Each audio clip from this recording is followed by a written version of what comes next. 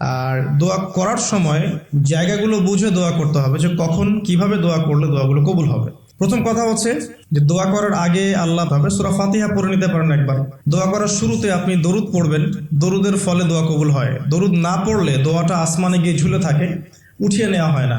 যখন দরুদ পড়া হবে তখন দোয়াটা উঠিয়ে নেওয়া হবে। দোয়া করার কিছু টেকনিক আছে, যে কিভাবে কি দোয়া করলে কবুল হবে, কখন দোয়া করলে কবুল হবে, এগুলো বুঝে দোয়া করতে হবে। অনেকেই বলে দোয়া করে যাচ্ছে কবুল হচ্ছে না। কিছু বিষয় আছে হয়তো এই কারণে হচ্ছে না, হয়তো বা আল্লাহ পাক চাচ্ছেন এটা আপনার জন্য পরে পাওয়া উত্তম, সেই জন্য আপনি এখন পাচ্ছেন না। হয়তো বা আল্লাহ পাক আপনাকে পরকালে দিবেন বলে জমা রেখেছেন, হয়তো এই জন্য পাচ্ছেন না। অথবা হয়তো আপনার আকীদায় শিরক আছে, হয়তো এই জন্য হচ্ছে না। হয়তো বা আমলে বেদায়াত আছে, এই কারণে হচ্ছে না।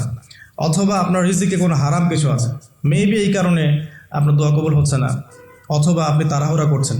তাড়াহুড়ার ব্যাখ্যায় নবী সাল্লাল্লাহু আলাইহি ওয়াসাল্লাম বলেছেন যে মানুষ বলে আমি দোয়া করেই গেলাম, আমার দোয়া কবুল হলো না। তো আমরা জেনে নিব যে কোন কোন জায়গায় কিভাবে দোয়া করলে দোয়া কবুল হবে। এই বইটার মধ্যে সবই দেয়া আছে, হিসনুল মুসলিম বইটার মধ্যে। তারপর আমি বলছি আমার ব্যক্তিগত ইলম থেকে কিছু কথা, সেটা হলো দোয়া করার আগে অবশ্যই আল্লাহর প্রশংসা করবেন, অ্যাটলিস্ট একবার আলহামদুলিল্লাহ বলে হাত তুলবেন। তারপরে আপনি নবী সাল্লাল্লাহু আলাইহি সাল্লামের কাছে উপরে একবার দরুদ পড়বেন। আগে আগে আল্লাহর প্রশংসা, তারপরে দরুদ। এরপরে আপনি নিজের পাপের ক্ষমা চাবেন। আগে আপনি পাপ করেন বা না করেন, আগে বলবেন রব্বিক ফিরলি, আল্লাহ আমাকে মাফ করে দাও, পাপ করেন বা না করেন। এটা সুলাইমান আলাইহিস সালামের সেই দোয়া থেকে আমি শিক্ষা নিয়েছি। সুলাইমান আলাইহিস সালাম যে বিখ্যাত দোয়ায় বলেছিলেন যে আল্লাহ আমাকে এমন মুলক এবং রাজত্ব দান করুন যে মুলক আর রাজত্ব আপনি কাউকে কখনো দেননি। এই দোয়ার শুরুতে তিনি বলেছেন রব্বিক ফিরলি, আল্লাহ আমাকে মাফ করুন। তো এটা আদব, দোয়ার আদব হচ্ছে আগে নিজের ক্ষমা চাওয়া, আল্লাহর কাছে নিজের ভুলের ক্ষমা চাওয়া, তারপরে দোয়া করা। হামসানা, দরুদ, এরপরে আপনি ক্ষমা চাবেন। এবার আপনি দোয়াগুলো করবেন আপনার মন থেকে। আরবি দোয়া জানা থাকলে আরবিতে দোয়া করবেন, কারণ আপনি আপনার রবের সাথে আরবি দিয়ে কথা বলবেন, এর চেয়ে আসলে গর্বের কি হতে পারে। আরবি ভাষা কেন শিখব, কি দরকার আছে? এটা কি সাম্প্রদায়িকতা?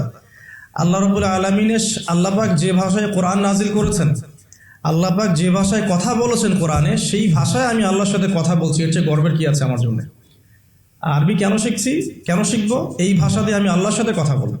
জান্নাতে এই ভাষা চলবে, কোরআন এই ভাষায় নাজিল হয়েছে, কবরে এই ভাষায় প্রশ্ন করা হবে, তো আমি কেন এই ভাষায় আল্লাহর সাথে কথা বলবো না? এর মানে এই নয় যে কেউ যদি আরবি না জানে অন্য ভাষায় দোয়া করতে পারবে না, এমনটা নয়। অবশ্যই কেউ যদি আরবি না জানে, বেসিক দোয়াগুলো না জানে, সে বাংলাতে দোয়া করতে পারে, কোনো সমস্যা নেই।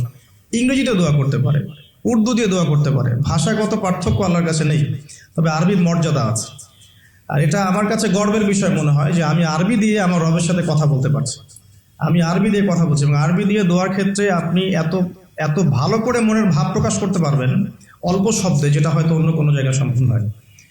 এরপরেও আমি বলবো যে মাতৃভাষায় মানুষের মনের ভাব প্রকাশের ক্ষেত্রে সহজতা আছে। যদি কেউ আরবি না জানেন, সেক্ষেত্রে মাতৃভাষাতেই বেশি বেশি দোয়া করবেন, চলতে ফিরতে দোয়া করবেন। নির্দিষ্ট সময়েই দোয়া করতে হবে এমন নয়, রোজা রেখে সারাটা দিন যখনই আপনার মন চাচ্ছে, মনের মধ্যে একটা কিছু চাহিদা আসছে, আপনি দোয়া করে ফেলবেন। নবী সাল্লাল্লাহু আলাইহি ওয়াসাল্লাম বলেছেন, যদি তোমাদের কারো জুতার ফিতাও ছিঁড়ে যায়, সে যেন সেই ফিতাটাও আল্লাহর কাছে চেয়ে নেয়। প্রতিটা বিষয় আল্লাহর সাথে শেয়ার করতে হবে। আল্লাহ, আমার চাকরির দরকার, আমার রিজিকের সমস্যা, আমার পারিবারিক সমস্যা, আমার ব্যবসায়ের সমস্যা, আমার ইলম অর্জন করতে চাই, আল্লাহ আমাকে ইলম দান করো। আল্লাহ, আমি শারীরিকভাবে অসুস্থ। বিভিন্ন রকম সমস্যা আমরা জর্জরিত আছি, প্রত্যেক মানুষের কোনো না কোনো সমস্যা আছে। সমস্যা থাক বা না থাক, দোয়া করতেই থাকতে হবে। যে ব্যক্তি সুখের সময় বেশি বেশি দোয়া করে, আল্লাহ পাক দুঃখের সময় তার দোয়া বেশি কবুল করেন, এমনটা হাদিস এসেছে। যে ব্যক্তি সুখের সময় ভালো আছে, এখন আমার ফিজিক্যাল আমি ফিট, এখন আমি আল্লাহ পাকের অসীম নিয়ামতের মধ্যে আছি, বাড়ি গাড়ি, টাকা করি, আত্মীয় স্বজন, স্ত্রী সন্তান সবই আছে, আমার কোনো কিছুর অভাব নাই। এরকম সুখের সময় যে ব্যক্তি বেশি বেশি দোয়া করবে, ইস্তেগফার করবে, ক্ষমা চাবে, আল্লাহ পাক দুঃখের সময় সেই বান্দার পাশে থাকবেন ইনশাআল্লাহ।